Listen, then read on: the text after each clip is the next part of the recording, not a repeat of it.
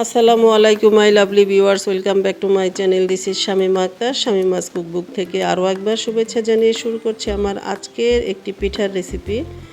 আর আমি আজকে তৈরি করে দেখাবো কাঁঠালের পিঠা। যেহেতু এখন বাজারে প্রচুর পরিমাণে কাঁঠাল পাওয়া যাচ্ছে, তো অনেক সময় একঘেয়েমি কাঁঠাল খেতে একদমই পছন্দ করে না অনেকেই, তাই তাদের কথা ভেবে আমি আজকে এই কাঁঠালের পিঠার রেসিপিটি তৈরি করে দেখাচ্ছি। আই হোপ ভালো লাগবে। তো এর জন্য প্রথমে আমি এখানে 2 কাপ পরিমাণ কাঁঠালের কোয়া নিয়ে নিয়েছি, আর এর ভিতর থেকে আমি বিচিটাকে বের করে নিয়েছি।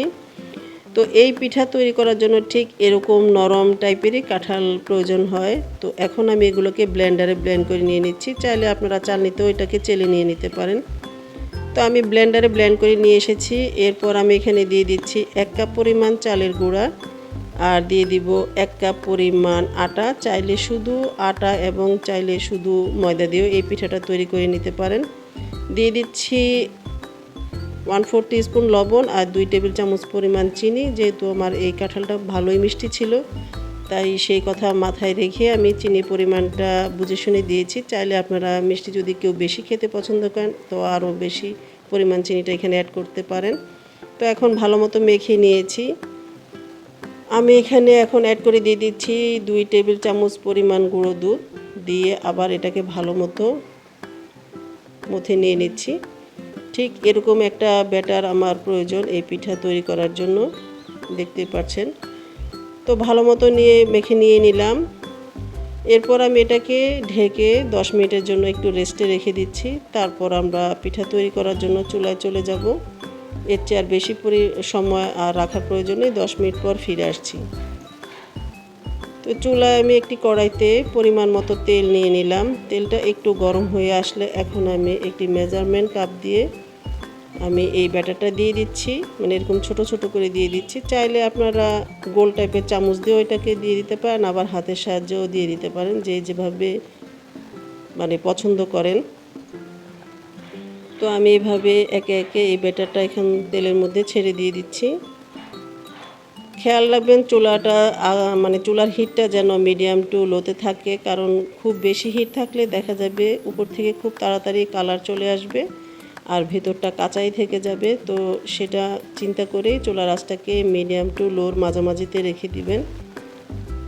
তো আমি একে একে এখানে ব্যাটারটা দিয়ে দিলাম। এরপর একটু মানে চামচের হাতলটা দিয়ে এভাবে তেলটাকে উপরে উঠিয়ে দিচ্ছি।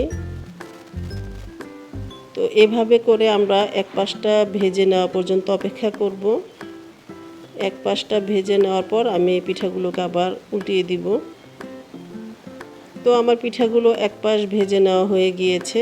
এখন আমি আস্তে আস্তে এই পিঠাগুলোকে অপর সাইডটা উল্টিয়ে দিয়ে দিচ্ছি। তো এরকম করে আমি পিঠাগুলোকে অপর সাইডটা উল্টিয়ে নিয়ে নিচ্ছি আর অপেক্ষা করব সেই সাইডটা ভেজে নেওয়া পর্যন্ত। এইভাবে আমরা উল্টিয়ে পাল্টিয়ে পিঠাগুলোকে ভালো মতো ভেজে নেব। বেশি আঁচ থাকলে চুলাতে বেশি আঁচ যদি থাকে দেখা যায় অনেক সময় পিঠাগুলো খুব তাড়াতাড়ি কালার চলে আসে, কিন্তু ভিতরটা কাঁচাই থেকে যায়। তো আমি পিঠাগুলোকে উল্টিয়ে পাল্টিয়ে নেড়েচেড়ে ভেজে নিয়ে নিয়েছি, দেখতেই পাচ্ছেন। যদি আপনারা আরও বেশি পরিমাণে কালার আনতে চান তাহলে সেক্ষেত্রে আরেকটু ভালো মতো ভেজে নিয়ে নিতে পারেন। তবে আমার মনে হয় এটাই খুব পারফেক্ট হয়েছে, এর চেয়ে আর বেশি ভেজে নেওয়ার কোনো প্রয়োজন নেই। তো পিঠাগুলো মোটামুটি আমার ভেজে নেওয়া হয়ে গিয়েছে, মানে মোটামুটি কি ভালোই ভেজে নেওয়া হয়ে গেছে। এর চেয়ে আমি আর বেশি ভেজে নেব না। এখন আমি একটু নেড়ে চেড়ে নিয়ে পিঠাগুলোকে তেল থেকে উঠিয়ে নেব।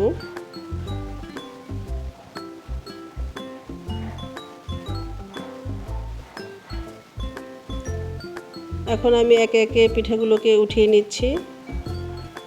তারপর আমি এটাকে একটি সার্ভিং পাত্রে নিয়ে নিচ্ছি। ভালো মতো তেলটাকে ঝরিয়ে নিতে হবে।